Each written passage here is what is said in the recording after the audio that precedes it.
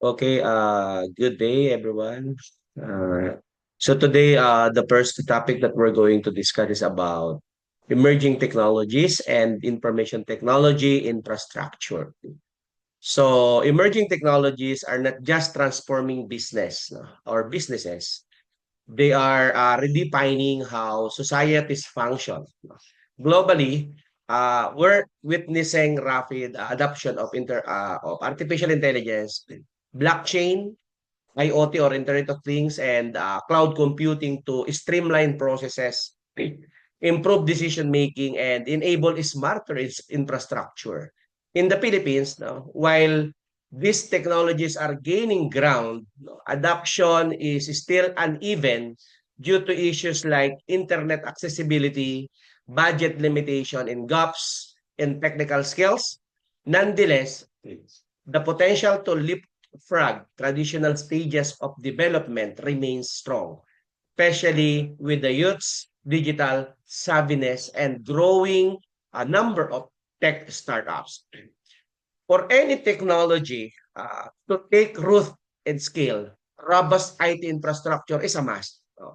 Internationally or globally, countries like South Korea, Singapore, no, Estonia have made digital infrastructure a national priority.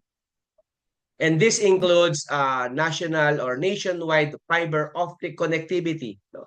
They have public cloud adoption in its smart cities initiatives. In our country, no efforts such as the free Wi-Fi for all program and the national broadband plan no, are foundational steps no, towards closing the infrastructure gap. However, more investment and public-private partnerships are needed no, to strengthen nationwide digital capabilities. And to give us more details about the topic, let us all welcome our presenter this morning. Go ahead. No? Good morning, everyone. Good morning, Doc. Good morning, classmates. So I am Shara Serena and I'm presenting Chapter 5, which is Emerging Technologies and Information Technology Structure. So pwede kayo magkape habang nakikinig sa akin kung kailangan talaga. Yan, cheers na lang sa mga nagkakape dyan. And then here is our agenda. So first is what are emerging trends in IT infrastructure, cloud computing and virtualization, Internet of Things, artificial intelligence, and machine learning applications, blockchain technology, and business processes. So first, what is IT infrastructure? So according from the book na rin, shared technological assets that serve as the foundation for the unique information system applications used by the firm. So we can say na dahil nga separate entities and parang different needs naman bawat firms or companies, iba-iba yung pagkakadesign ng mga IT infrastructure nila. So this may be our hardware, software, and services, including yung consulting, training, and education. Part of its IT infrastructure, cornerstone of a company's ability to serve consumers, collaborate with partners, and oversee internal business operation. So, lahat ng mga essentially business operation yung pinagagamitan ng mga IT infrastructure natin. So, ito lang is connection between the firm, IT infrastructure, and business capabilities. So, meron tayong natawag na business strategy and IT strategy, and then information technology. So, yung mga IT services and infrastructure, they make it as connected as each other. And then, ang reason is yung mga customer services, supplier services, and then enterprise services. IT infrastructure components, ito lang naman yung mga possible elements na meron yung isang IT infrastructure ng firms. So, nabanggit na rin naman dun sa definition. Ito lang ay parang enumeration niya. So, I have here yung evolution of IT infrastructure. Naririnig po ba yung sound? You may have heard the word before in reference to things like city buses, roads, bridges, and other structures that make cities more connected. You won't find any city buses in IT infrastructure, but it is a similar idea. Simply put, IT infrastructure is a combination of hardware, software, networks, and all other kinds of information technology components that work together to monitor, control, and support your IT services. So what was there before computers? Well, throughout most of the 1900s, the full extent of most businesses' IT was based in an accounting or tabulating machine. These machines were typically quite large, some the size of an upright piano, and had very limited function. They were a combination of a calculator and a printer, and mostly completed tasks such as filing payroll information and tracking billing information. This may not sound as impressive as being able to send a cat photo to your friend halfway across the world, but a 1930s report on the tabulating machine made for Columbia University was the first time the term supercomputing was used. The tabulating machines had a long lifespan, but as technology improved, it was overshadowed by a new player in business, the mainframe.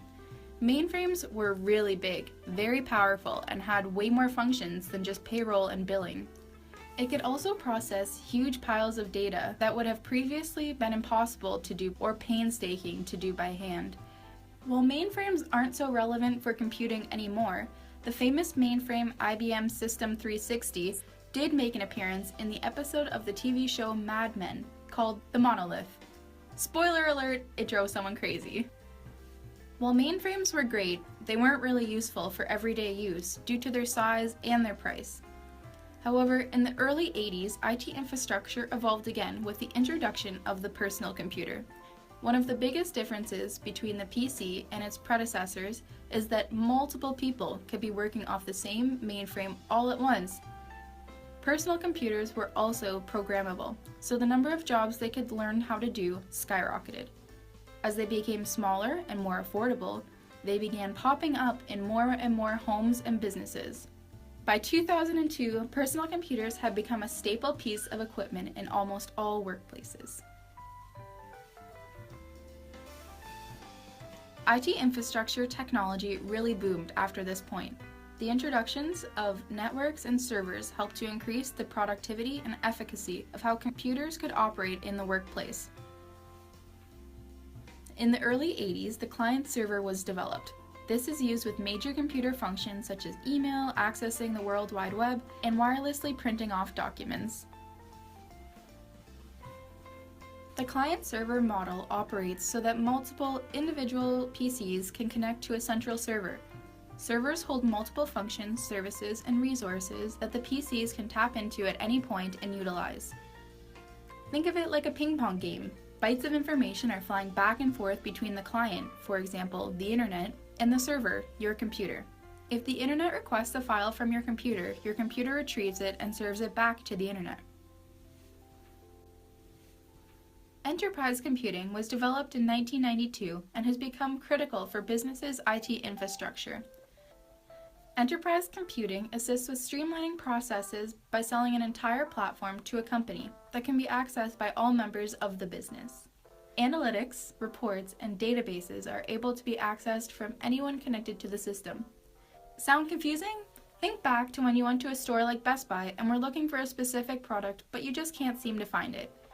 The employee helping you says that they don't have the product in stock at this location, but they will check on the computer to see if another store does. What the worker is actually doing is accessing Best Buy's database through the use of enterprise computing and looking at the other store's records in order to check and see what they have in stock. The most recent addition to IT infrastructure is cloud computing. This was introduced in the early noughties or 2000s. With the rise of laptops and other portable devices, this technology has only grown more important because it is the only one that does not require a personal computer. Cloud computing uses a network of remote servers that are hosted on the internet to process, store, and manage data. All cloud computers have their information stored on the internet for people to access immediately and remotely. Programs you may be familiar with, such as OneDrive, Dropbox, and iCloud, utilize cloud computing. So what's next for IT infrastructure? As technology grows,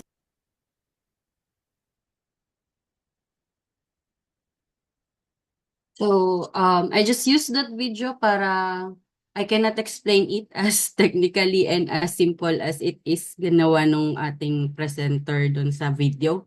But essentially, yung IT infrastructure or parang evolution mismo ng mga computer and infrastructure, parang from big to small but can connect many networks as well. Ng example niya, dati pag send mo pa lang ng isang photo, it can take a long while. And nagkaroon din ng various improvement kasi nga ginagamit din siya talaga in the everyday life. Parang hindi lang natin masyado sigurong naramdaman kasi we are born in age na talagang normal na merong computer, either PC, desktop yan, or laptop. Ayan. Wow, born in 2000s. Pilingera. Ayan. Pero yan, are the IT infrastructure ecosystem. So, ayan, meron tayo ditong mga computer hardware mismo. Ayan. Familiar naman tayo sa mga names na to since yan naman yung mga example ng mga parang supplier or parang service provider niyan. So, operating system, so iba-iba rin yan. Hindi ko rin alam kung mas ano pa rin, mas common pa rin naman of course yung Microsoft na ano. And then sa phones natin, Android, iOS. Enterprise software applications, ayan, including middleware. Some of us are users here dito sa mga office natin like SAP, Oracle, Microsoft. Ayan, yung mga system na mga ginagamit natin. Then for the networking or telecommunication, this is to connect all the employees either parang virtually or parang for yan, mismong word, telecommunication, yung mga ginagamit natin na paano, na mga bagay-bagay din. Yan lang naman sila. Consultants and system integrators, kung may mga providers kayong kinukuha, binabayaran para mag-maintain ng mga IT infrastructure nyo. Maaring partners sila here in the Philippines nitong mga company na to or meron pang other companies ng hindi mga leading brands, ganun. Data management and storage, so sila pa rin naman yan, gumagamit Oracle SQL. Yan. Sa mga medyo IT, may mga IT background sa work nila, gagets nila yun very well. Pero ako for me, para mga brands and mga leading providers na naman. And then, syempre, internet platforms. So, pwedeng ganyan nagwo-work yung IT infrastructure ecosystem. Hindi na tayo fully aware kung hindi naman talaga tayo related sa parang network admin. Pero, basically, parang ganyan siya. So, merong article si Forbes, parang ano ba yung mga trends na nakikita nitong author natin na mga magiging IT infrastructure trend pa rin. So, una, ayan pa rin, magagamit pa rin ng cloud pero parang gusto na nila on the edge na yung mga ginagawa. So parang hindi na entirely cloud. Meron ng mga on-premise. Pag sinabing on-premise, yung parang mga ano yan, mga ini-install pa rin sa ano natin sa computer. Parang hindi na kailangan, ay parang hindi na ginagawang data storage entirely via cloud.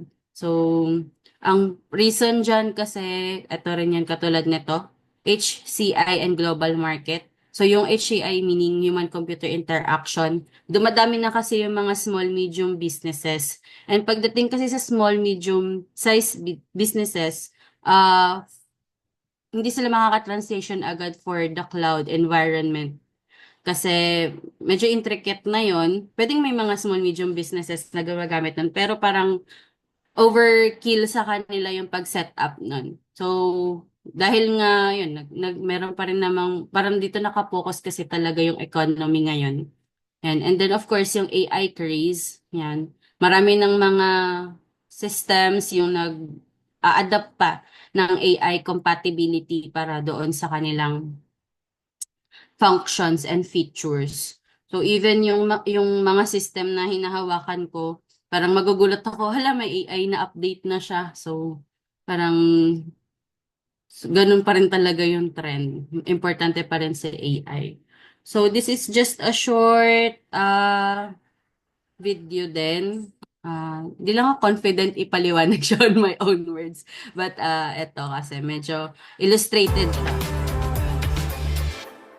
virtualization can reduce the physical resources we need on a network. Let's say that our business needs a Microsoft Windows server, a Linux server, and an Oracle Solaris server. We could have a physical server for each of those, or we could have a single physical server on which we install 3 virtual servers as virtual machines. The way this works is we have a single physical server that's hosting our 3 virtual servers. And that physical server is running a piece of software called a hypervisor. A hypervisor is software that can create, start, stop, and monitor multiple virtual machines. And these virtual So, in-explain lang dito yung pagkakaiba ng virtualization and cloud computing. So, in-introduce niya na yung virtualization, which is gumagamit pa rin naman talaga ng physical server sa mismong company. While yung cloud computing, Now, let's extend that discussion by asking, where do those physical servers reside? We might be able to allocate some space in our building, complete with physical security, redundant power, potentially large HVAC systems. But even if we do have a suitable place to put all those physical servers, still, it's our responsibility to continually maintain and update that hardware. And also, we might need to purchase more hardware that we typically need just to handle a few peak usage times. An alternative approach is to have those physical servers reside in a data center of a cloud provider. A couple of cloud provider examples include Amazon Web Services, or AWS, and Microsoft Azure. Cloud providers like these own and manage the equipment, and we just have to pay for the computing power that we need. And the term you'll hear a lot for that computing power is compute resources. By having our compute resources hosted by a cloud provider, we don't have to purchase, house, and maintain our own servers. And if we need additional resources to handle a period of peak demand, we can just spin up more compute resources on an as-needed basis. And these cloud providers offer us plenty of cloud-based services beyond just providing a remote place to store our data. For example, software as a service, or SaaS, lets us access applications through a web browser. A SaaS application I use a lot is Google's G Suite, which gives me access to Gmail, Google Calendar, Google Sheets, lots of other applications. Infrastructure as a service, or IaaS, is often the first thing that comes to my mind when I hear cloud computing. Specifically, IaaS lets us access compute and storage resources in the cloud. Software developers often benefit from using Platform as a Service, or PaaS, to have virtual access to a wide variety of computing platforms that they're developing software for. That way, their company doesn't have to buy lots of hardware to develop for. And these are just a few examples and features of cloud computing. Another distinction. so yung next niya na papakita dito is yung ano na lang naman yan. Private cloud and public cloud and paano siya gumagana. So, hindi naman natin kailangan magpaka-deep dive dito. So sabihin niya lang naman na kailangan ng virtual private network. But here, ito, marami sa atin, mga user din naman itong mga products na to, lalo na tong SaaS. If you are on NetSuite or, well, Acumatica and Xero, I think SaaS sila since yung na-access mo sila using web browser. And then, yan, mga IaaS, mga puro storage naman yan ng resources. So, may mga, parang kapag cloud computing, you are paying for the maintenance services na pinaprovide ng service provider. No, hindi na tayo mismo lalagay ng mga hard servers sa ating company.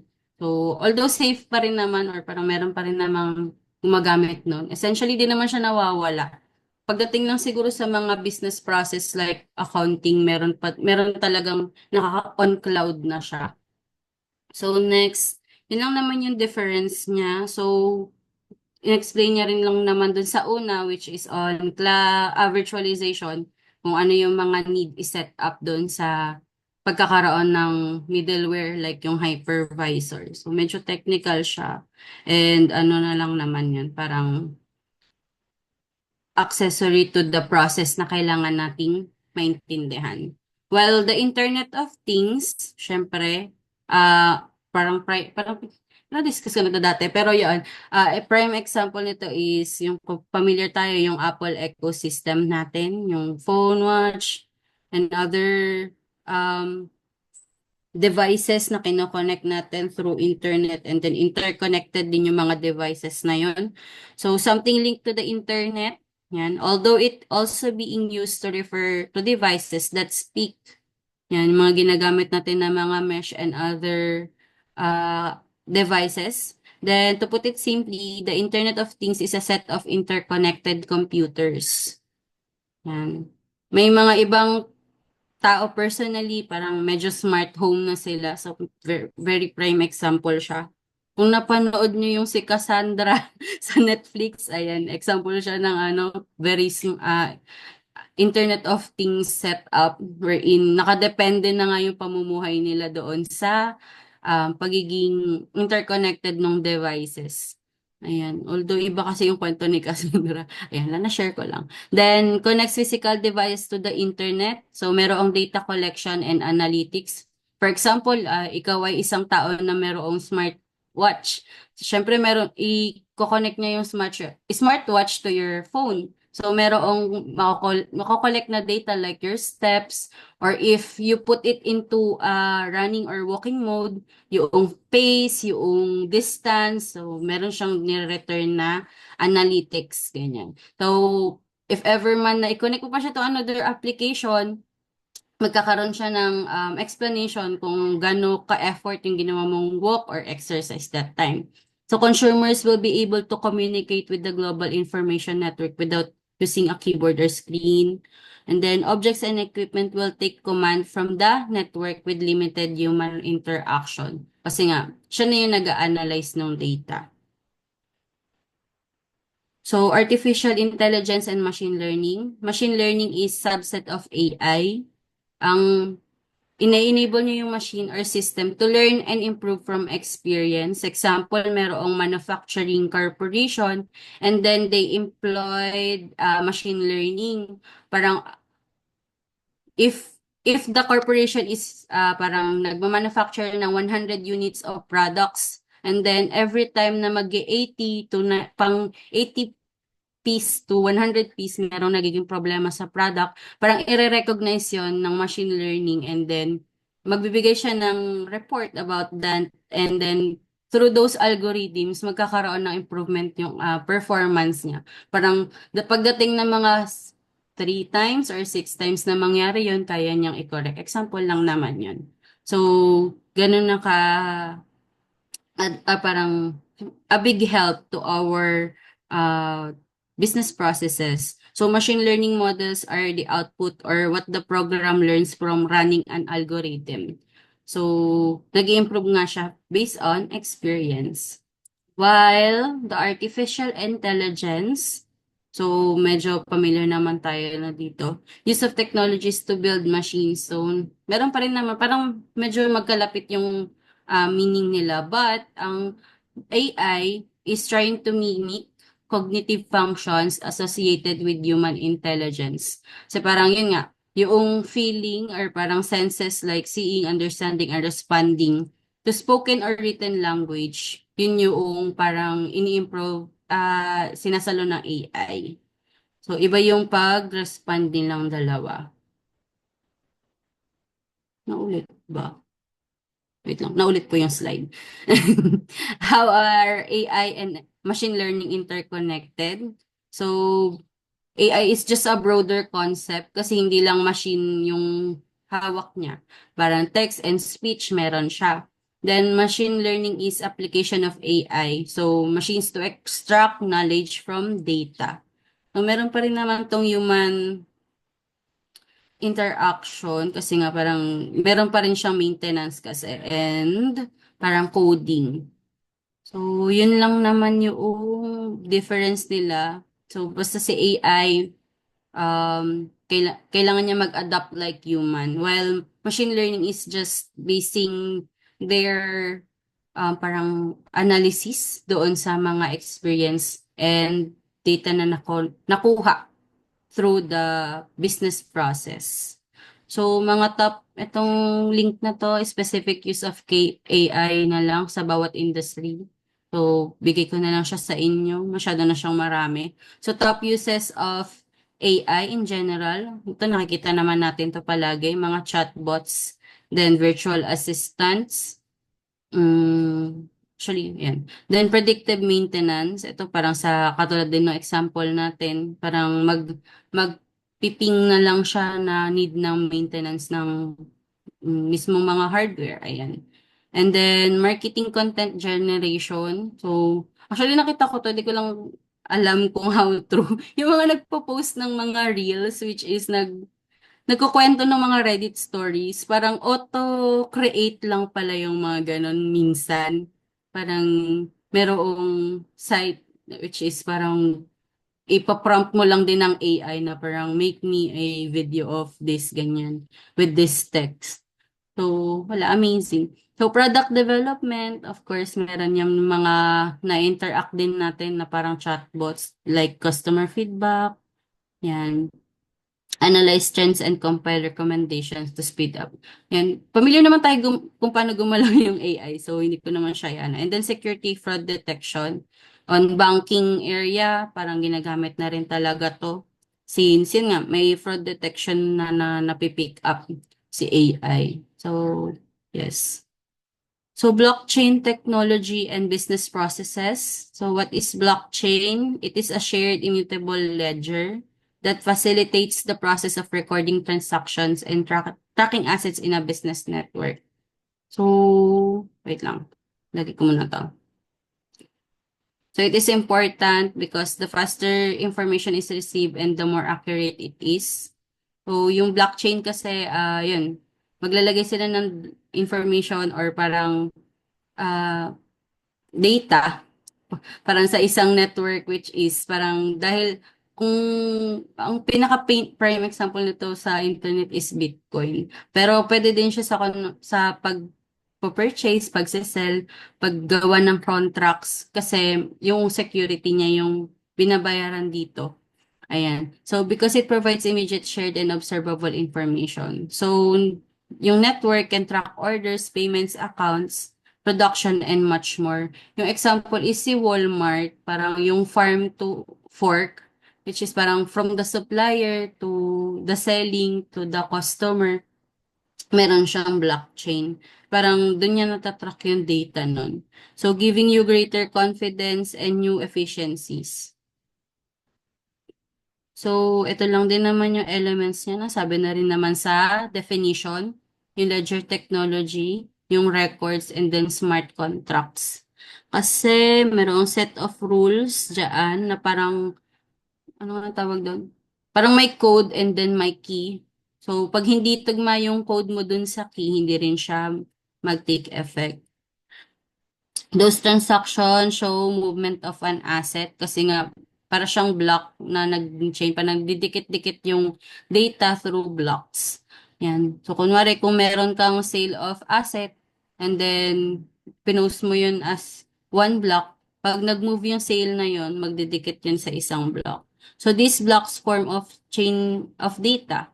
Yan. As asset move from place to place. Then, transactions are blocked together in an irreversible chain. So, hindi siya pwedeng i-work back basta-basta. So, ang benefits niya, trust, security, and efficiencies. Since yun nga, yung ledger is shared among members of the network. Yan.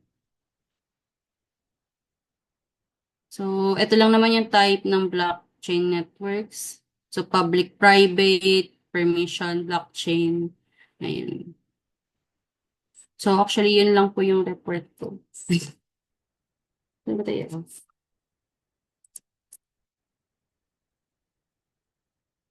Okay na. Ayan, wala na po. Done na po.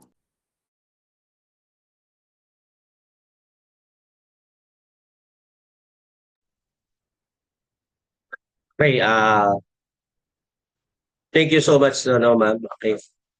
Again, as I mentioned, no, wait. artificial intelligence and automation, artificial intelligence has revolutionized, no, industries from healthcare to finance, no, as our presenter mentioned, no, based on her example, no. In a global setting, companies use artificial intelligence to automate workflows, no, predict consumer behavior, and even drive autonomous vehicles. Now, in the Philippines, no, artificial intelligence is increasingly used in BPOs, no, or business process outsourcing, no, to enhance customer service and fintech for fraud, no, detection and credit scoring, no. While automation may lead to job displacement, no, it also creates opportunities for reskilling, no, and upskilling, no, something our local education system must prioritize, no. Okay. Uh, when we say emerging technologies, no, one of an example, no, imagine you're using voice commands like Hey Siri or Okay Google, no, to search the internet, or Face ID to unlock your phone. That's artificial intelligence in action. No? So, it means to say that emerging technologies are new tools or systems like AI, robots, and smart devices that help make life easier or faster. Globally, no, big companies, no, are using AI, no, to do tasks automatically. So in our country, we're slowly seeing this in apps like GCash, no, using AI to detect fraud, or chatbots, no, answering your question in Shopee or in Lazada.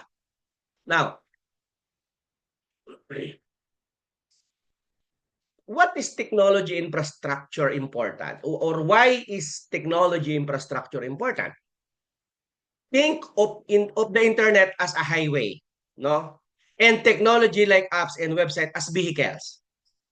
If your highway, your internet natin, if your highway or your internet or your mobile network is slow or broken, your vehicle can't move properly. So it means to say that technology infrastructure includes fast internets, computers, servers, and data centers. Now, so may examples, Doc, ng data center. Let's say ATM. Anywhere in the Philippines or in other country, you can withdraw, inquire, or inquire yung balance, di ba? At yan po ay real time. No? Once na mag-withdraw ka, let's say in Iloilo, pero sa Manila yung account mo, automatically deducted. No? So, we often complain, no? We often complain about bagal ng internet, no? This means our tech highway isn't wide or strong enough. So, other countries have 5G. Ngayon naman, ang Pilipinas, ina-adapt na yung 5G and fiber everywhere. We're still building that here, no? But it's getting better with the government's free Wi-Fi projects.